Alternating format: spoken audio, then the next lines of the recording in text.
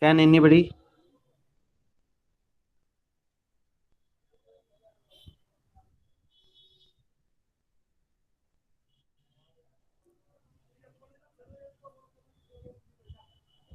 Can anyone revise what we have studied last lecture?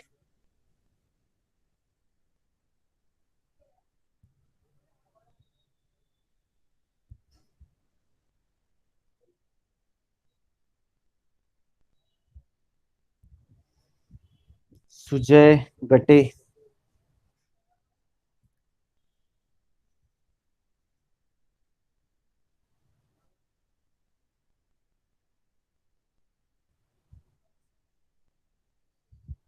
Omkar Lad,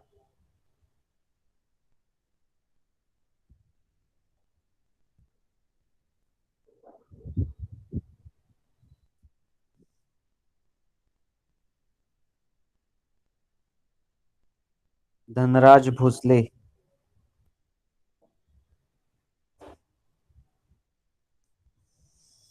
Unmute yourself.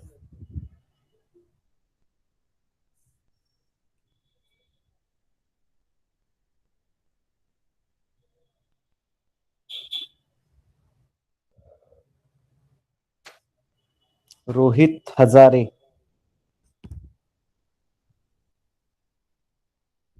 Am I audible to all of you? Yes, sir. Okay.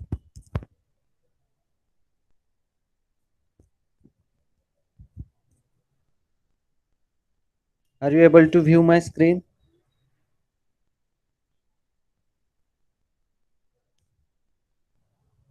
Yes, sir. Okay, fine.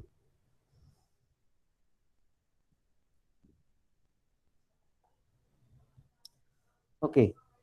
In yesterday's lecture, we have discussed history of EDA tool. Okay. Then need of EDA tool, why we require EDA tools. Then HDL, we have discussed about the HDL also, hardware description language. Yes, EDA tool is nothing but electronic design automation tool. Okay, so there are various EDA tools we have discussed. We have discussed the importance of EDA tool, its necessity, and how it is important in digital design. Then we have discussed the HDL. Then the types of HDL also we have discussed. There are two types, Verilog and VHDL. Right. Verilog is very much similar to C language and VHDL has its own syntax. Right. And we have also studied the some specialities of VHDL language. Right. Yesterday's lecture we have studied all these things. Now today we will start our discussion with VHDL programming. Now we will start our discussion with our next point, that is VHDL programming, and actually how to write a program using VHDL language, right? How to write your VHDL code for any particular design, any digital design, that we are going to discuss. But before that, first we have to understand the syntax and different commands that we are going to use in a VHDL language. That means simply in C language, you are using printf command to print something, then scanf command to take the input from the users, right? Likewise, so every language has its own syntax. So in this lecture, we are going to discuss the structure of this VHDL language and how to program using this VHDL language. So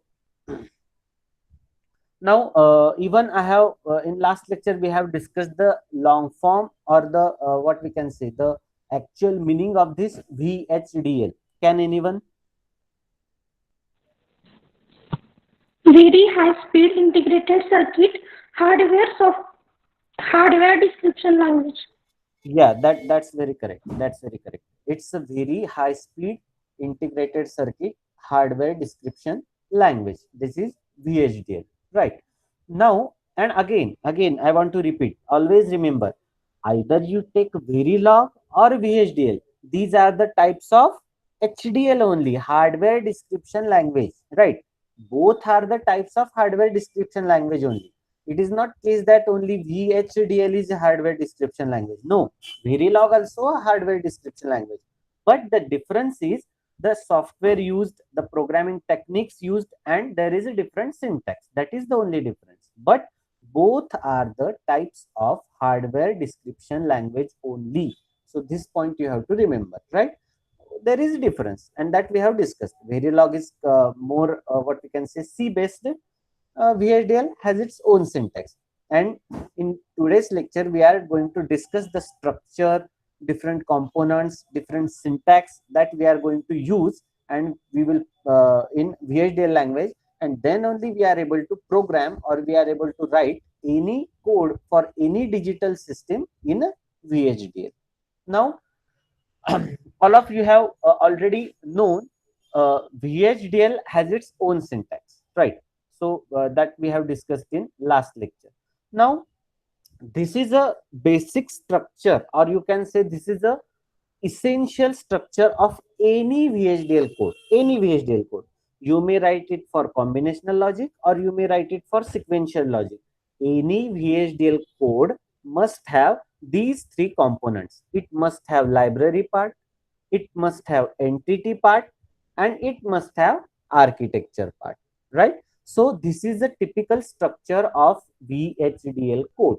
Any code, anything for any digital what we can say system, you can write a code. It must have these three parts. It must have libraries, it must have entity, and it must have architecture.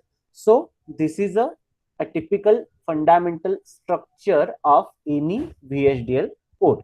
Now we will see what do you mean by library, what do you mean by entity, and what do you mean by architecture part. But this diagram you have to remember always, right? VHDL code, it should have libraries, it should have entity, it should have architecture. So these three combines and that forms the VHDL code. Now we will discuss what do you mean by library, what do you mean by entity, and what do you mean by architecture part, right? So library discussion or library declaration that contains list of all libraries that to be used in a digital design. Now, for instance, just tell me what are the different libraries that you are using in C language? Can anyone?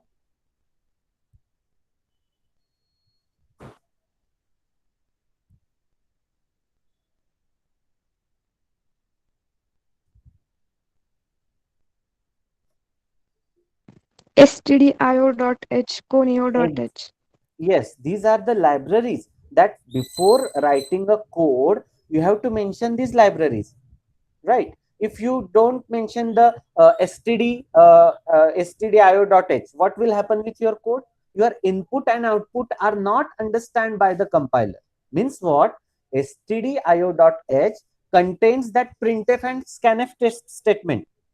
तुम्ही जर का stdio dot ही library किंवा ही header file or you can say simple library ही तुम्ही तिथे लिहिली नाहीत तर स्कॅनएफ आणि प्रिंटएफ ह्याचं मिनिंगच कळणार नाही कंपायलरला. की स्कॅनएफ म्हणजे इनपुट, प्रिंटएफ म्हणजे आउटपुट. हे कोण समजावतं? ती library file, right? Similarly the conio dot h, different arithmetic operations, logical operations that you are writing or that you are using in your code, that all operations are stored into that conio.h header file or library, right? And with the help of that library, the compiler will understand whether it is input or output, whether it is addition or subtraction or multiplication or division.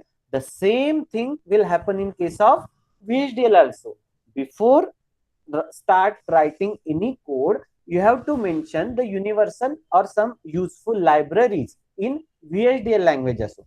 That library will hold different logical, arithmetical functions, inputs, outputs, right? Or different, what we can say, some uh, numerical operations are also there in your use, such as addition, subtraction, division, multiplication. So you have to use this numerical operation library, logical operation library, and IEEE dot 1164. This is a standard universal library or defined by the IEEE that you have to use in a VHDL also. Means what?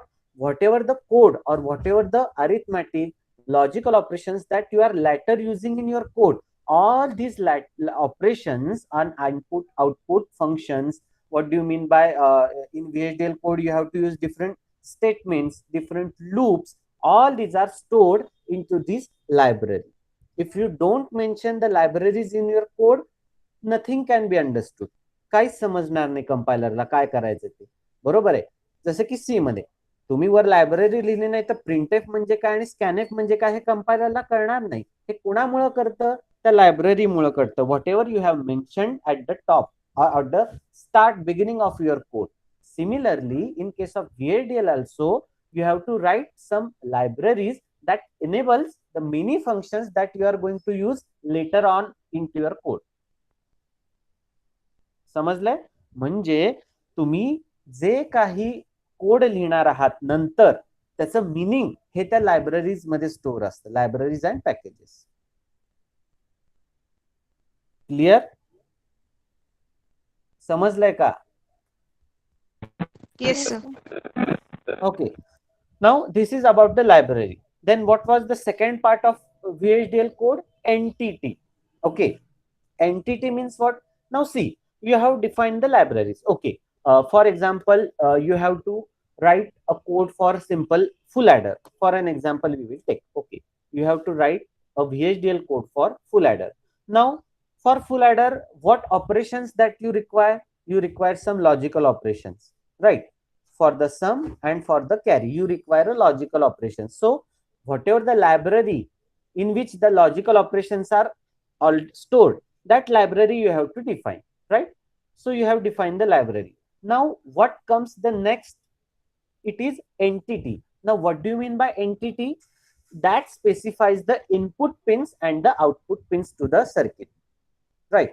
Means the full adder is a black box, but what are the inputs to the full adder and what are the outputs from the full adder, that you have to mention into the entity part. Means what? In an entity you have to mention the inputs and outputs. Now for instance, what are the inputs for the full adder? Two numbers A, B and C in, carry in. That means A,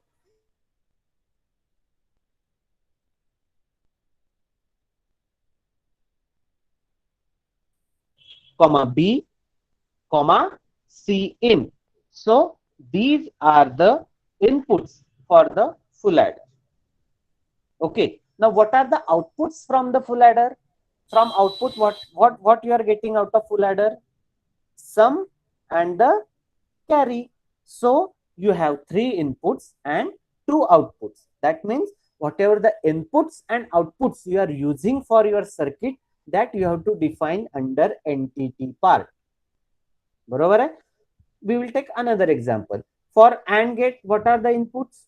If suppose we have used two terminal AND gate, so A will be the input and C will be the output. That means we have two input and one output. Clear? So what are the inputs and outputs you are using in your design, that you have to specify into the entity part. So this is second part of VHDL code. Now we have defined the input output. Now we will come to the next part, that is architecture of VHDL code. And now here in architecture part, you have to write actual your operations or your VHDL logic that you are going to use in your design. Okay. Now in case of full adder, now in architecture, you have to write the sum and carry equation. Now can anyone tell what is a sum and carry equation in case of full adder? Sum is equal to, or S is equal to,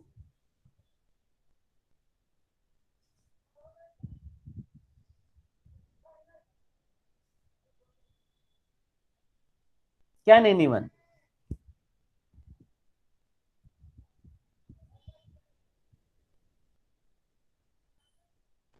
A XOR B XOR C.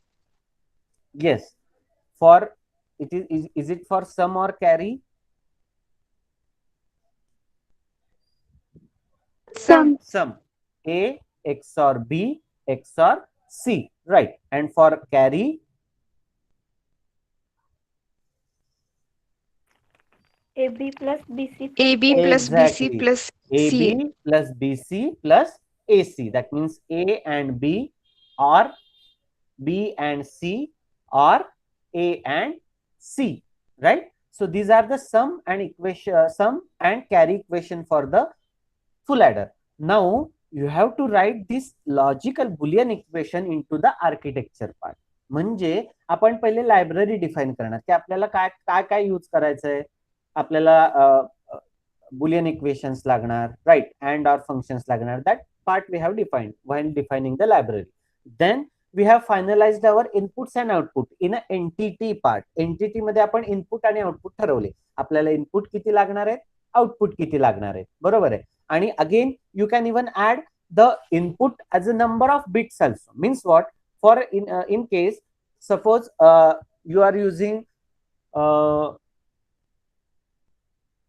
4-bit full adder. That means you have to add total 4 plus 4, 8-bit you have to add. So you can define A as a 4-bit input also and B as a 4-bit input also. Here we are just taking a single bit, 1 plus 1. That is we are taking as a full adder, right? But you can take 1101 plus 1100, right? Means you can add more than 1 bit also. So all the part you have to define into the entity. म्हणजे entity मध्ये तुम्हाला input आणि output define करायचे त्या सिस्टीमची. Anything. Now this is about full adder. For mux, how many input and output you will require? For example, consider 4:1 multiplexer. Okay. Now, how many inputs and how many outputs you will require? Sanga. 4 input, 1 output.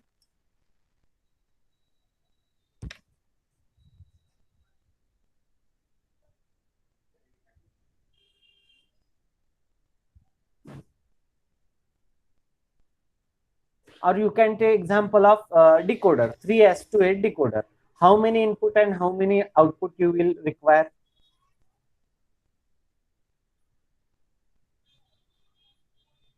If you want to design 3:8 decoder, how many input and how many output you will require?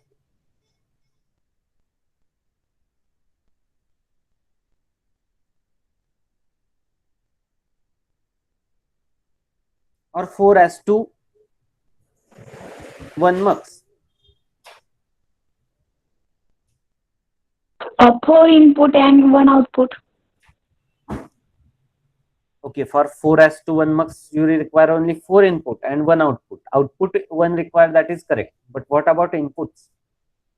How you will decide in case of multiplexer which input to be appear at the output?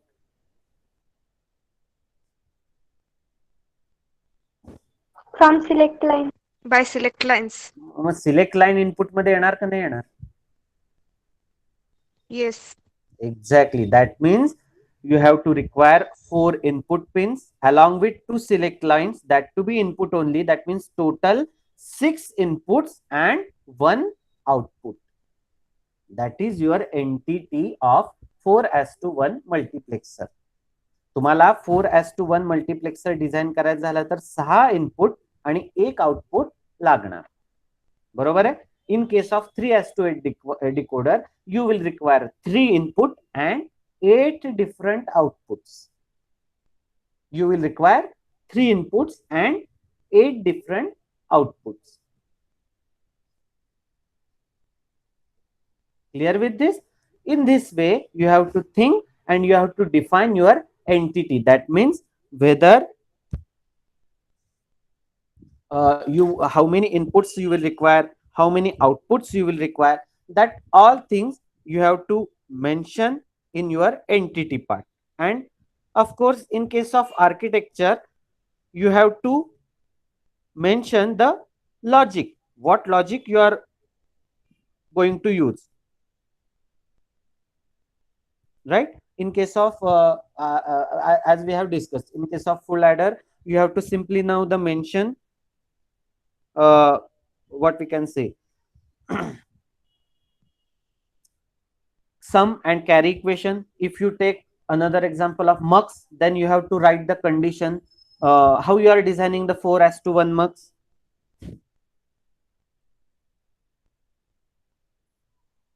How you can implement 4:1 mux? कसं करता तुम्ही त्याचं logic design कसं करता?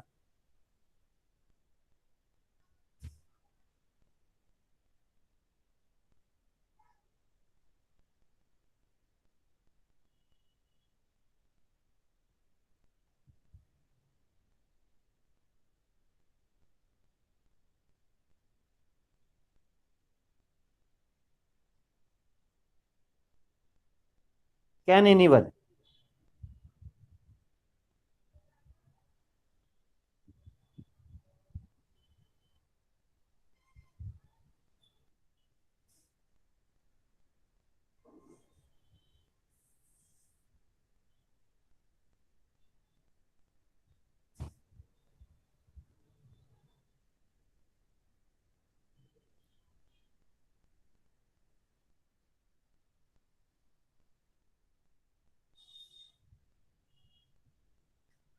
कसं design करणार तुम्ही?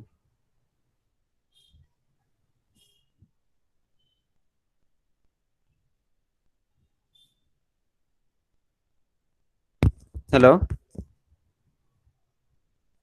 If you supposed to design 4:1 mux, right? What logic you can apply?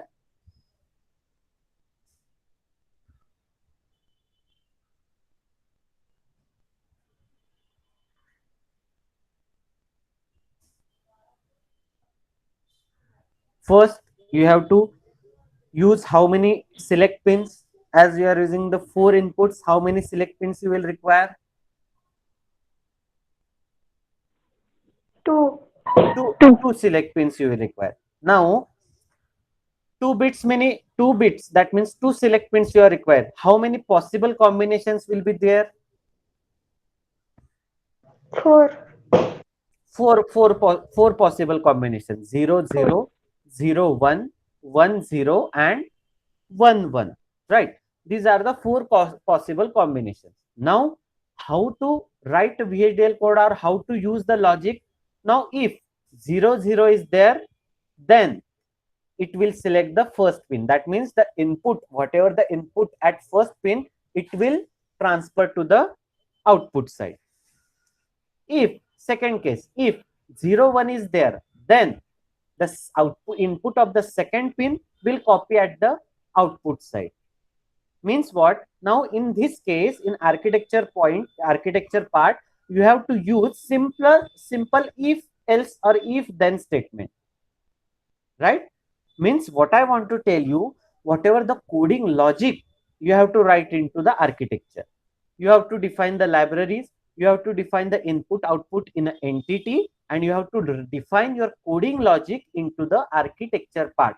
And this library, entity and architecture, these 3 parts togetherly form the VHDL code, right? So these are the 3 very important and very basic parts of the VHDL code. You can take any VHDL code, any of any complex circuit. There should be entity, there should be libraries, there should be architecture part. It has to be there. These 3 parts are the basic and fundamental part of any VHDL code. In libraries, you have to define the basic libraries that you may require into your code. In entity, you have to define the input output parts, and the architecture part, you have to write your actual logic that you want to execute. Have you cleared with this library, entity and architecture part?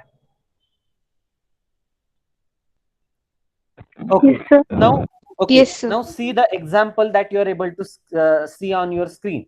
So we have taken this example of this full adder. Now here, the A is the input, right? B is the another input, and C in, that is carry in. This is the 3 inputs that we require. And how many outputs we will require?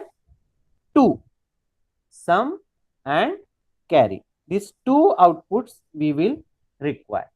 Now look at the right side window, this window. Now here we have written the code of this full adder. Here we have written the code, VHDL code of this full adder. Now the entity part that we have declared, entity full, under the name, you entity name you can decide by your own name. You can give your own name, no problem, right? For a sake of your understanding, I have given this name. Entity name you can decide by yourself, no problem. Entity underscore full adder, you can simply write FDD, that is full adder, FADD, anything you can write, no problem. Now here port declaration, that means entity declaration. Now how many input we are requiring? Three inputs, A, B and C in. So now these three inputs we are requiring. So we have assigned these three pin to the in bit. That means this in bit, it indicate these three pins are the inputs, right? What are the outputs we are using? Sum and C out, that is carry out. That's why in our code we have defined this S and C out as a out bit. That means these two bits are acting as a output of the system, and these three bits are input to the system.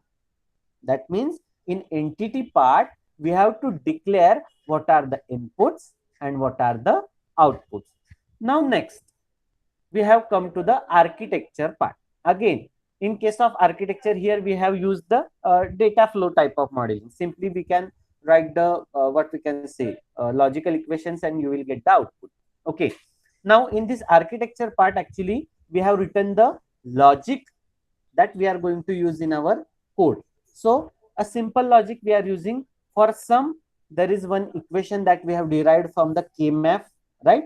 A XOR B XOR C in. That means sum will be the XOR addition of all inputs. So we have did here. And always remember, there is one thumb rule in a VHDL code. Every statement you have to end it with the semicolon. The semicolon indicates that the statement gets ends there and you have to jump on to the next statement. If you forgot to mention semicolon here, the compiler or the synthesizer will show you the error in the code, right? As in the C column. If you forgot to mention some curly bracket or comma, right, or semi comma, the compiler is going to show you the error. The same thing will happen in VHDL also, right? It is not a case sensitive language as like what we can see C language. C language is very much case sensitive, but this is not a case sensitive language. VHDL is not a case sensitive language. That means if suppose in an entity declaration you have used the capital A, capital B and capital C in, and in architecture if you have used small a, small b and small c, that is totally okay. That is okay. That is allowed because it is not a case sensitive language. VHDL is not case sensitive language. म्हणजे ह्याच्यात capital letter small लेटरचा एवढा फरक होत नाही. C language मध्ये होतो, तुम्हाला सगळ्यांना माहिती आहे. कॅपिटल यूज केलं तर throughout your program you have to use the same variable, right? But in case of VHDL you can use small letter anywhere, you can use capital letter anywhere. Just significance त्याचा same राहायला पाहिजे, doesn't matter. Clear with this? Now in the architecture part we have written the equation for the sum, we have written the equation for the C out, that is carry out, that is A and B, or A and C in, or B and C in, ended with the semicolon. Semicolon has to be there. That indicates end of statement and you have to jump on to the next statement. Okay. Then we have begin the architecture, we have to end the architecture. So end data flow architecture. Now this just 9-line code will execute and will give you the proper output of full adder. Now you can understand how this VHDL is so easy and simple. Just 9-line code. Simply define the entity. Okay, I have not, purposefully I have not written the libraries here. Okay, otherwise you will ask, sir, where are the libraries? Okay, libraries has to be there. Without library, entity and architecture don't have any meaning. So library has to be there.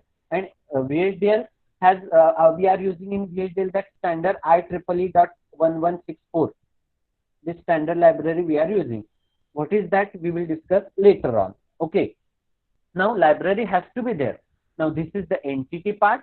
This is the architecture part. And this library, entity, and this architecture is form total code for the full adder. Right. Now look at the bottom window.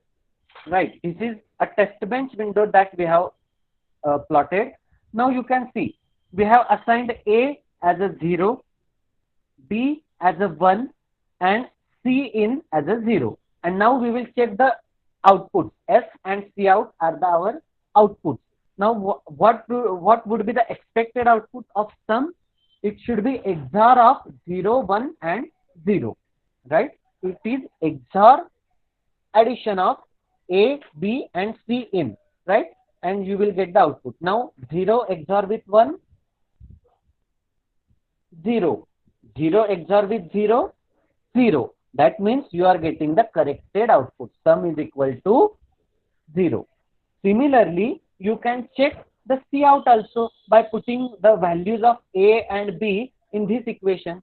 A and with B, that or with A and with C in, that is OR with B and C in.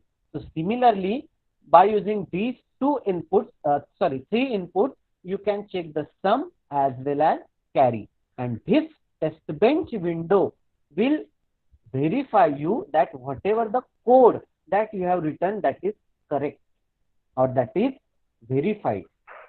There is no error in your code. Right? That means now see, yesterday's lecture we have discussed already. Right? There should be a test facility, there should be a synthesis facility. Right? This is your RTL schematic. This black box is your RTL schematic. The second window is your actually VHDL code. And this third window, last bottom window, is your test bench window. That means while discussing in yesterday's lecture, while discussing the specialities of VHDL language, we have discussed one point, that VHDL enables the programmer to work at different levels. So here is the example.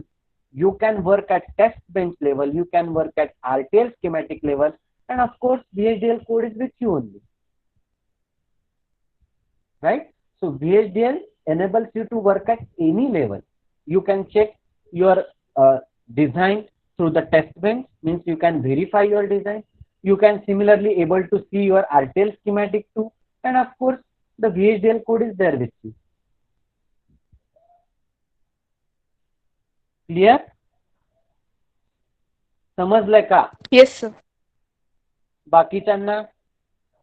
Yes, sir. Yes, sir. Okay. Now, in next lecture, we will discuss again more into what are the structure of this VHDL programming, what actually this library means, what is package, what are the functions, procedures, components, constants, types. Again, we are going into detail of this language now. We have to understand each and every syntax of package, function, procedures, components, anything, everything. How to define entity, that is very easy. You have to simply define inputs and outputs. So always remember, VHDL, it has three main parts: library, entity, architecture. These three parts forms the VHDL code. Always remember. Right? How to write? That we have discussed with one example of full adder. Right? In next lecture, we will discuss the another example. Clear? Yes, sir. समजलंय का? Yes, sir. समजलं. हाँ sir. Okay, fine. कुणाला काय doubt अजून? बाकीचे 50 जण आहेत की.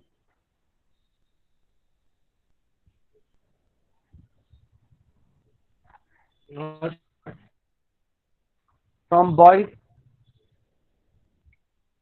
anyone want to ask anything?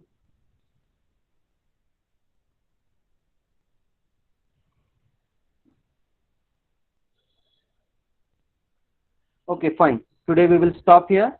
Again, we will discuss with one more example, right? Then we will start discussing the actual components and its syntax of this VHDL language. That means what libraries we can use, what packages we can use, right? What are the function types, what are the data types, right?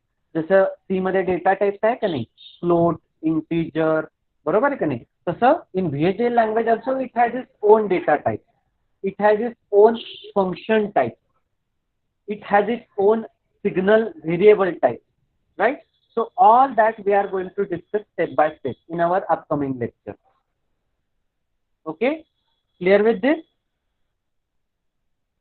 Yes, sir. Okay, we will stop here today.